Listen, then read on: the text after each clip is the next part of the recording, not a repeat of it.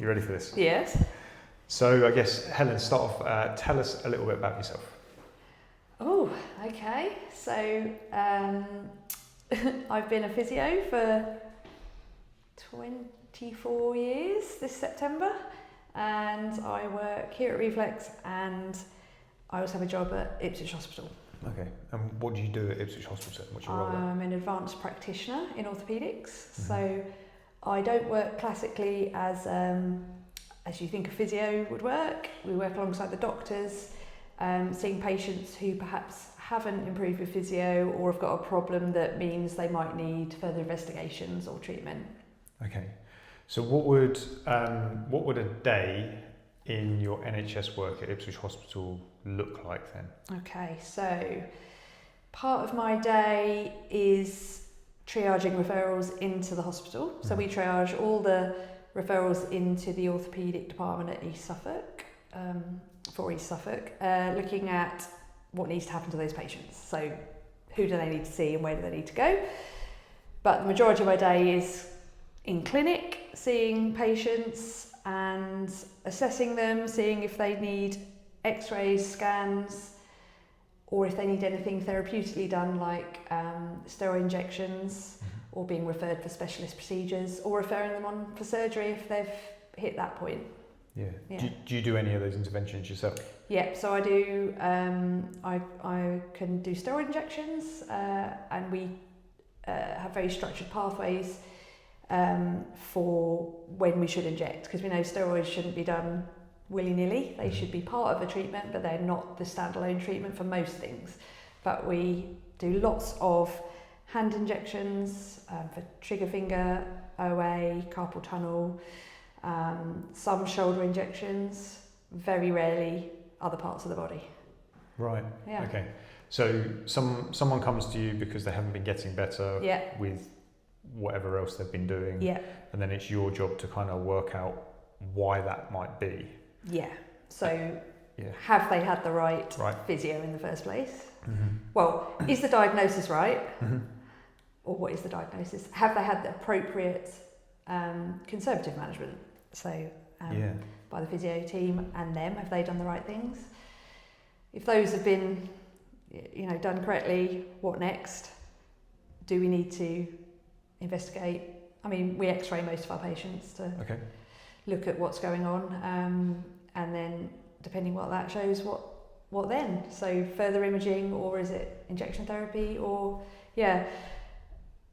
do they need to see the surgeons? So at Ipswich Hospital, we audit the conversion rate. So the people we send through to see the consultants from my team, how many of them actually go on to have surgery, and it varies per body part, but for shoulders, 80% of the patients do. So it's that they're being seen by the surgeons at the right time and when they actually need surgery. So it saves the surgeons time for people who they shouldn't be seeing. Okay. Well. Yeah. So you put the right person seeing the consultant and you keep the people that don't really need to see the consultant away, and the ones that, because we all know surgery should be the last resort for most things, not all things, but most things. Yeah, absolutely. Okay, so a massive part of your role there is diagnostics. Oh yeah. Most patients I will see face to face once to diagnose, and then order or direct wherever it needs to go. We do telephone clinics as well, because a patient doesn't need to come to the hospital for me to tell them you've got a rotator cuff tear, you do need to see the surgeons, or you haven't and you don't. Yeah. So we try and do a one-stop shop. They come to us, we assess them, x-ray them on the day so they don't need to wait, give them a diagnosis on the day if we can, if not, arrange another outpatient investigation or whatever needs to be done, or inject them on the day if we can. Yeah, really cool. So it saves patient time as well. So then when people are coming in and seeing you, is there like common trends that you see of people, either body parts or things that generally don't get better with whatever else they've been doing? Are there like common things there? So we see a lot of trigger fingers, because the evidence shows, I mean, you can do splinting for it, but it often doesn't help. And steroid injections are generally quite successful. So we see a lot of those. See a lot of OA thumbs, and we see a lot of carpal tunnels, because the first invasive thing for those people is the steroid injection. So, and then we keep them out of needing surgery, hopefully, for a while. Sometimes they still end up going through. And we probably see a lot of people who have degenerative meniscal problems who are in that treatment gap. So perhaps haven't got better with physio, but there isn't really a surgical option, and that's just us down to educating them about it. Yeah. So tell me about degenerative meniscal problems. What's that? Why is that not OA? Well, so it's often part of OA. It's part of a degenerative process. It depends on the patient. They might have OA as well, but as you get older, your cartilage doesn't have as good nutrition, and something small like squatting down, you could cause a degenerative meniscal tear. Most of those will settle with the right rehab, activity adaptation, lifestyle changes, weight loss, things like that. And we see quite a few people who perhaps have had physio but maybe hasn't fully engaged, or things have happened in life and they come to us, and often it just needs good communication. But sometimes, we often will do an MRI scan in the right patient, and we'll look at that and see if there's a target lesion. Is it one that can be helped with an arthroscopy or something? And if it is, we can refer them through, and we have regular MDT meetings with the surgeons to discuss those ones. So yeah. So what is a degenerative meniscal tear? Why do we say why degenerative? Why not just meniscal just a tear? It depends on the tissue quality of the meniscus. So it can already be slightly frayed, or if you imagine the tear can be in the meniscus, so like the jam in a donut. So you can see it doesn't look normal on the scan, but there's no free edge, there's no flappy bit, anything like that. Inside, not on the outside. Yeah, it can be like that.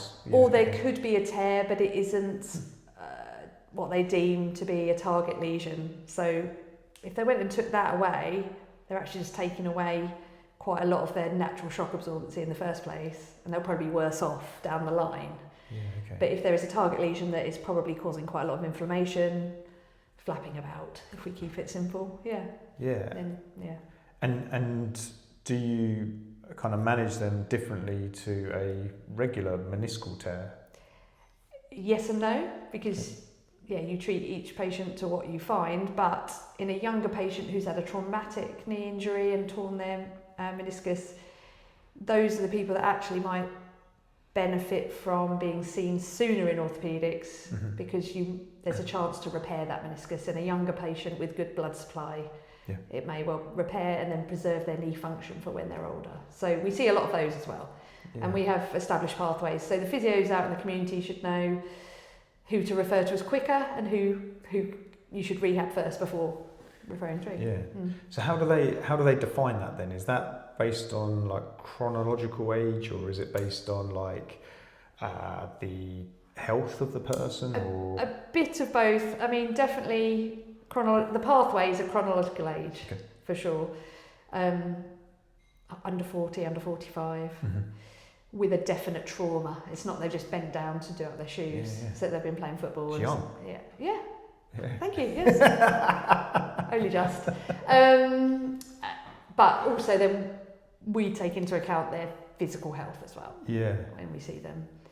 And obviously if the X-ray then highlights, they have got some osteoarthritis as well, it's more of a degenerative problem than a acute traumatic tear. And then so if they have osteoarthritis, that leads you more away from the idea of doing a arthroscopy? Because the research shows that those people don't do so well, and it's better to preserve what shock absorbency they have in their knee rather than taking a bit away. I quite often talk to people about a trump card. OA is a trump card. Yes. So you might have all these other things going on, but there's the trump card, and that's the thing that kind of overrides decisions. It's the same as shoulders as well. If it's an older person with a rotator cuff tear, but they've got OA is your diagnosis. That's the first thing that takes over. You're right. I hadn't thought about that trump card. Yeah, that's good. Maybe you'll use that. Yeah, well, I'll take that. So in your role in Ipswich, you do there's a lot of diagnostics. Mm-hmm. It sounds it's like the delving into the intricacies of who needs more invasive treatments and who doesn't, and kind of signposting people down other routes when they don't. Yeah. So how does that then transfer into the work you do here with us at Reflex 18? Well, that's a good question. So I think my knowledge from my other job helps me manage people at the right time here. So knowing who we can make better and perhaps let's start some investigations, and I liaise with the GPs, as we all do here, about when we think, maybe they need something else here as well. Mm-hmm. So just being able to give patients reliable advice on what you should do now. Yeah. But obviously being a physio by nature, I hope we can get everyone better. And a lot of the time we can. Yeah. It's just knowing when you can't, but most of the time we can. Yeah. And we know that from research, don't we, that you could have raging arthritis, doesn't mean you have to have a knee replacement. Mm-hmm. Yeah. Most people will be okay. Yeah. Because the knee is a specialist area of yours, right? Yes, I do everything in my other job, but I've come through doing a lot more knees, so working in acute knee clinic for young people who've had injuries during sport, etc. And working in the ED clinic, you see a lot of knees. So it's kind of like I saw a lot of knees, so I knew a lot about knees, but I now do everything else as well in my other clinic. We don't do spines, but I'm very happy treating spines here as well. Yeah. It's nice to have two different jobs which do two different things, because it keeps you fresh in each one, if that makes sense. Yeah. I bet the kind of enhanced diagnostic skills that you naturally have from the role that you do there probably help to direct treatments and things, right? Definitely. For what you're doing here. Yeah. I try and be as specific as I can with what I'm treating, because I know what the diagnosis is. Yeah. It doesn't mean it is always that specific, because we know that with patients we treat what we see as well, don't we? So what's weak we need to strengthen, and what's stiff we need to move. But trying to then know if there's a pathology going on in the background, you can adapt it. Yeah, that's right. So here's a question then. You see patients come through to you in your other role. Yeah. And naturally, lots of those are going to come from physios, right? They've tried physio hasn't worked, and then they're coming to see you.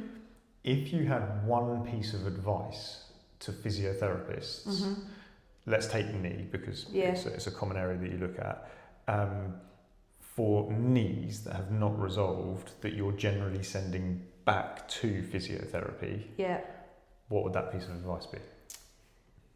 Don't progress patients before they're ready, I think. So I think most of what we see is that patients have been given things that rehab-wise to do, they're just too hard.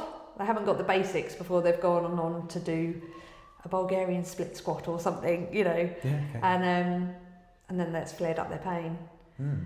So from working in both settings, being very structured with when you progress your patients rather than rushing them through. That's what I think. I know it's difficult. It's difficult in the NHS scenario, because you're under pressure and you perhaps can't see patients as regularly as like we would be able to. So it's harder. So you want to give them things to progress onto, but sometimes patients will want to do, I can do that, but we know they're not ready. That's interesting, because my thought immediately went to, but in the NHS, where it might be 4 to 6 weeks before you get to review your patient, we're still pushing them on too quickly. Yeah, it can be the other way around. But I think with knees, particularly, people get them squatting too deep, squatting too heavy before they can control, and then they overload it because they can't see them for maybe 6 weeks. So you'll be like, right, you need to get strong. This is what I want you to progress onto. I think with shoulders, it's probably the other way around. Don't push them hard enough. They don't push them hard enough, But because they get good at the basics really quickly. Yeah, but naturally I suppose as well that the lower limb kind of lends itself to putting your body weight through it, and if you weigh 70 or 80 kilos, well, you're never going to put that through your shoulder anyway. I suppose that's a really interesting point. So with that then, do you have any like rules or things that you follow yourself of when you know that somebody is ready to be progressed? So, it's difficult that because it's like patient by patient. Yep.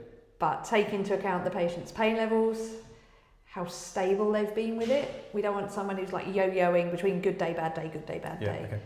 Okay. Objective data. So, if we're using the dynamo or the force plates here, are they now symmetrical? And then trialing some exercises here and seeing what works and what doesn't. Okay. I tell patients all the time, I think you're ready to do this, and these are what I want you to look out for. If you have any pain, any swelling, how you feel during and afterwards. But we do sometimes get it wrong, and it's hard to always predict how someone's going to respond. But usually data and getting the patient to monitor their symptoms. Yeah, I like the pain not yo-yoing and things as well. I generally talk to people about like you got to be on a level before we start to get better. Yeah, it's really hard, isn't it, to kind of get an understanding where someone's at if every day is different. Absolutely. And what loads you should be putting someone through there as well. And often use like a red, amber, green traffic light system for when, if I'm giving them some advice about when they can increase their load, it'll be the traffic light system. So that's really handy. So that's two really nice pieces of information for clinicians. Then what about for patients? For those clients that come to see you that don't need to be seen by the surgeon, is there any particular advice that kind of you're giving out quite regularly? Things take time to get better. So a flip of the therapist one, really. Absolutely, So, patients want to be better, don't they? And, someone who hasn't been able to run for a year because of their knee pain, but there's nothing else needs to be done here. We just need to take you back to basics and build on it. And you'll be running again, but it's how long? And it is how long's a piece of string sometimes with some patients. So that, but also the other things, we spend a lot of time talking about weight, general fitness, adapting your activity levels to manage whatever's going on. So that's probably the main things. Brilliant. And what about then advice to clinicians for things that you see regularly that do need to be sent on? Are there common problems that you see that you think, this probably should have come a bit sooner? Or So classic one is a traumatic rotator cuff injury in a young person, because if they have a tear amenable to surgery, it's probably going to preserve their shoulder function for when they're older. Okay. So if it's and by young I mean probably 40s. So a healthy cuff, like a 20-year-old probably shouldn't tear their rotator cuff if they fell. But let's say it's me, I fall over, I've got shoulder pain and I can't raise my arm to 90 after 2 weeks. Those should be sent through quickly because they may well have a cuff tear, and early intervention for that. Okay. Knees, again, this is the young people, but if it was a traumatic meniscal problem, couldn't fully extend the knee or getting locking, again, don't hold on to that. That's something that needs to come through. Any suspicion of stress fractures, anything like that, it's good to get that ball rolling as well. Do you have any tips on how to identify if you think someone might have a stress fracture? So a lot will be on the history, if they had a sudden increase in training load, anything like that. Diet, have they had any eating disorders or poor diet? Any other reasons for possibly low bone density or problems like that. And then each area obviously has different diagnostic things you would look for, but I think subjectively you can have a suspicion even before looking at someone. But you can do things like the hop test, you know, for different stress fracture parts, Yeah, brilliant. Yeah. I think that's given loads, Helen. That's really good. Great. Thanks Wasn't too for scary, chatting. was it? No, it's fine. Making me think.